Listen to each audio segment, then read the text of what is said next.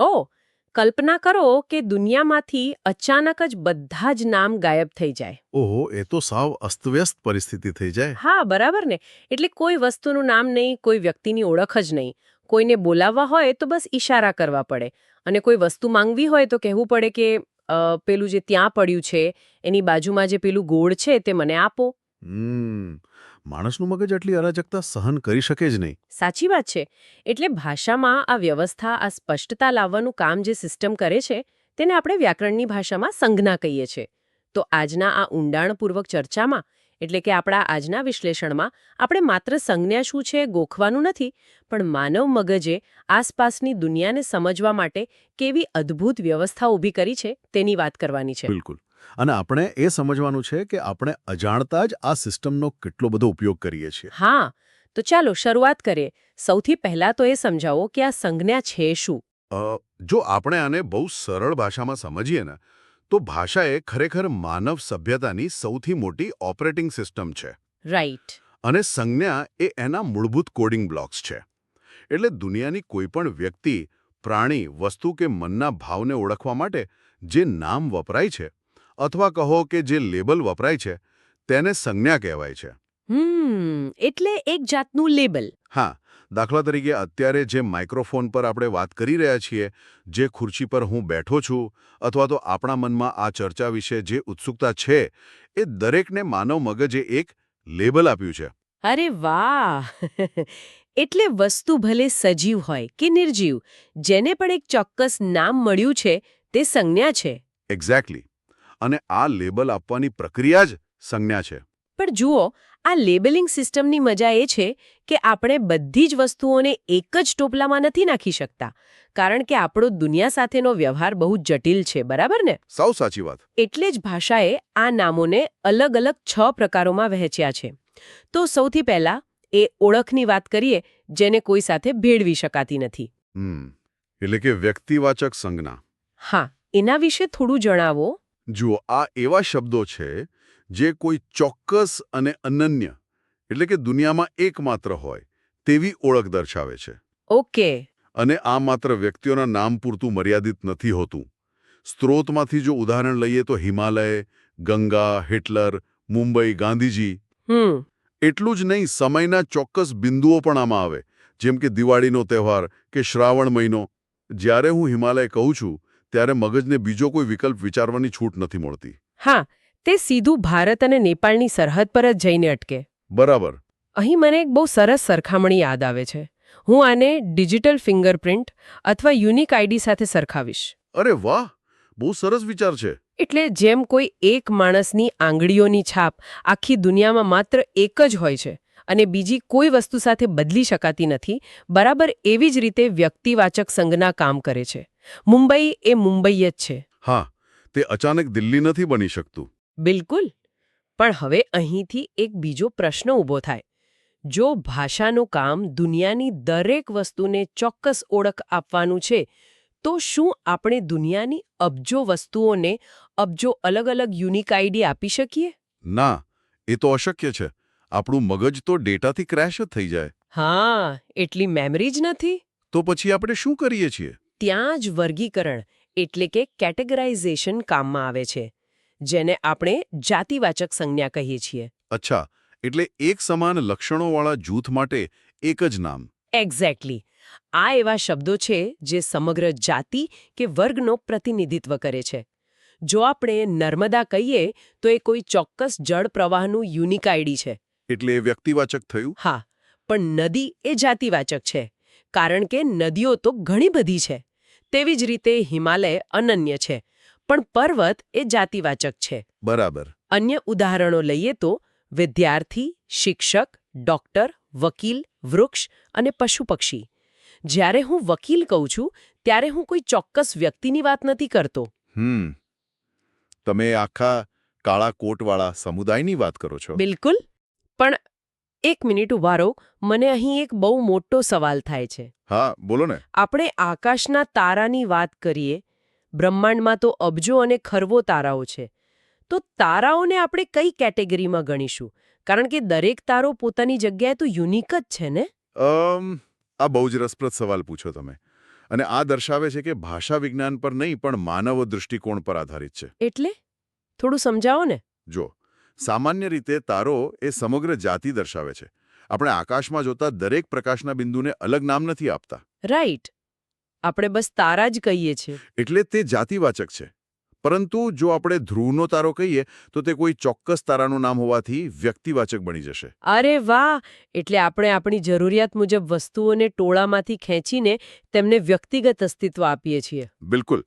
ધ્રુવના તારાએ દિશા બતાવી એટલે આપણે એને યુનિક આઈડી આપી દીધો. બહુ જ સરસ. તો હવે આ અનન્ય ઓળખ અને જાતિથી આગળ વધીને ત્રીજા પ્રકાર તરફ જઈએ. હા, જેને આપણે સમૂહવાચક સંજ્ઞા કહીએ છીએ. બરાબર.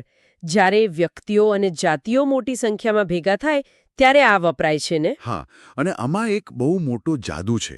આ સંજ્ઞા આખા સમૂહને દર્શાવે છે, પરંતુ તે હંમેશા એક વચનમાં જ બોલાય છે. અચ્છા, એક વચનમાં? હા, દાખલા તરીકે સેના, પ્રજા, ધણ. ધણ એટલે ગાયોનો સમૂહ. પછી ઝુંડ, ટુકડી અને દ્રાક્ષનું ઝુમખું. આ ભાષાકીય વિશેષતા બહુ કમાલની છે. કારણ કે વિચારો, 1000 સૈનિકો ભેગા થાય તો પણ આપણે એમ જ કહીએ છીએ કે સેના આવી. બરાબર છે. આપણે એમ નથી કહેતા કે સેનાઓ આવ્યા. આ એક નાનકડો શબ્દ આખા સમૂહની તાકાતને એક વચનમાં બાંધી લે છે. સાચી વાત છે. આ ભાષાની કરકસર છે. રાઈટ. તો હવે આ સમૂહમાંથી એવી વસ્તુઓ તરફ જઈએ જેને આપણે 1, 2, 3 એમ આંકડામાં ગણી જ શકતા નથી. એટલે તમે દ્રવ્યવાચક સંજ્ઞાની વાત કરી રહ્યા છો. હા, એના વિશે જણાવો ને. જુઓ, દ્રવ્યવાચક સંજ્ઞા એવી વસ્તુઓ માટે વપરાય છે જે પ્રવાહી છે અથવા જેનું માત્ર વજન કે માપ થઈ શકે છે. ઓકે. ઉદાહરણ તરીકે પાણી, દૂધ, અમૃત, સોનું, ચાંદી, તાંબુ અને લાકડું. આને આપણે નંગમાં નથી ગણીએ નતા, આપણે એનું વજન કરીએ છીએ. પણ ઉભા રહો, તમે કહ્યું કે આમાં એવા પદાર્થો આવે જેનું વજન થાય, તો પછી હવા? હા, હવા પણ દ્રવ્યવાચક જ છે. શું વાત કરો છો? હવા? પણ હવા તો અદૃશ્ય છે. હું કોઈ બીમાર દર્દીને ઓક્સિજન આપું તો એ કેવી રીતે દ્રવ્ય ગણાય? હા, અહીંયા જ વિજ્ઞાન આવે છે. ભલે હવા અદૃશ્ય છે, પણ તેને ટાયરમાં ભરીને તેનું વજન તો કરી શકાય છે ને? અરે હા, ટાયરનું પ્રેશર મપાય છે. અને સિલિન્ડરમાં ભરેલા ગેસનું પણ વજન કિલોગ્રામમાં થાય છે. એટલે જે જગ્યા રોકે અને જેનું વજન થાય તે દ્રવ્ય. ઓકે, સમજી ગઈ. અને વધુમાં, જો તમે લાકડાનું ઉદાહરણ લો ને, તો લાકડામાંથી બનેલી ખુરશી ગણી શકાય. 1 ખુરશી, 2 ખુરશી. એટલે ખુરશી એ જાતિવાચક થઈ.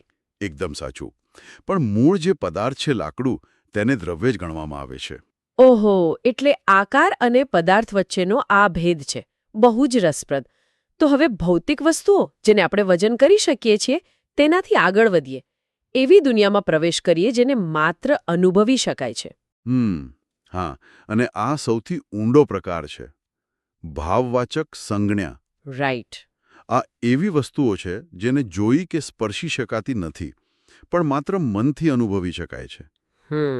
જેમ કે મીઠાશ, સેવા, લાલચ, જીવન, મૃત્યુ, વિચાર, આનંદ અને પરિવર્તન. પણ અહીંયા મને થોડો વિરોધાભાસ દેખાય છે. કેવો વિરોધાભાસ? જુઓ, તમે કહો છો કે આ અદૃશ્ય છે, પણ જો હું કોઈ બીમાર વ્યક્તિને મારી આંખોથી હોસ્પિટલમાં જોઉં છું તો માંદગી અદૃશ્ય કેમ ગણાય? જુઓ, આ બહુ સામાન્ય ગેરસમજ છે. અચ્છા. સચોટ ખુલાસો એ છે કે આપણે માત્ર દર્દીને જોઈ શકીએ છીએ અથવા તો તેનો એક્સરે રિપોર્ટ જોઈ શકીએ છીએ.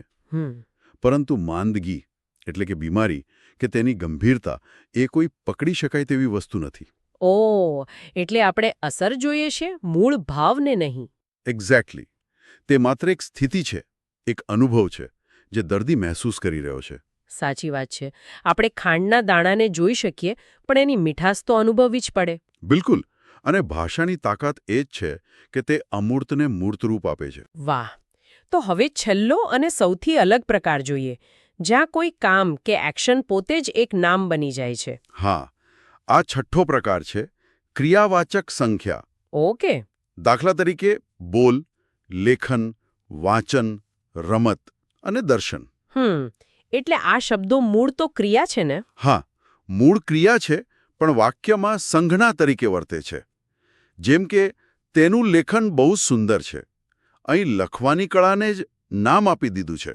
એટલે વહેતી ક્રિયાને જાણે પોઝ કરીને સ્થિર ચિત્ર બનાવી દીધું. બરાબર, એવું જ. બહુ સરસ.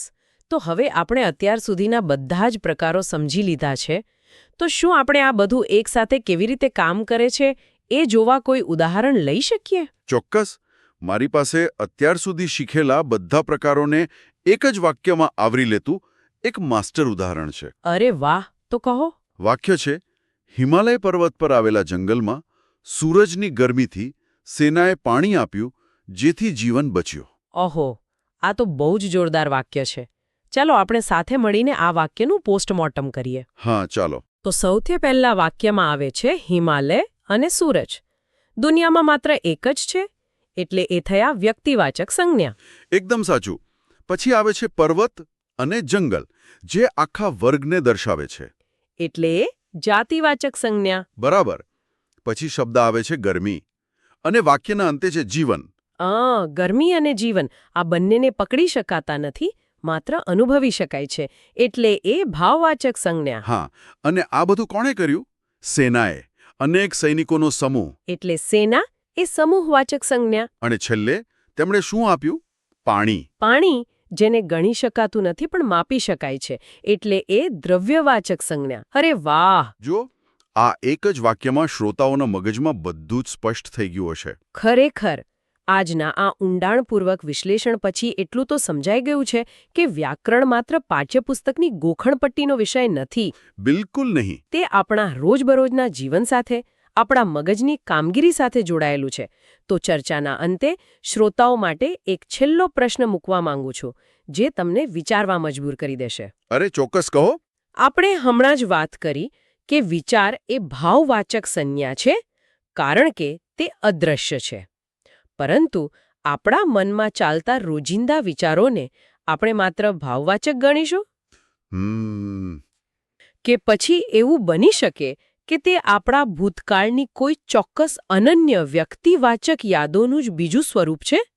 જ્યારે કોઈ અદ્રશ્ય ડર અનુભવાય, ત્યારે શું તેની પાછળ કોઈ જૂનો ઇતિહાસ નથી હોતો? વાહ, આ તો બહુ ઊંડો ફિલોસોફિકલ વિચાર છે. હા, તો શ્રોતાઓએ પોતાની આસપાસની વસ્તુઓ અને પોતાના વિચારોને પણ આ 6 પ્રકારોમાં વર્ગીકૃત કરવાનો પ્રયત્ન કરવો જોઈએ. કદાચ સાચું લેબલ લગાવવાથી જીવનની ઘણી ગૂંચવણો ઉકેલાઈ જાય. તો આ સાથે આપણે આ રસપ્રદ ચર્ચાનું સમાપન કરીએ.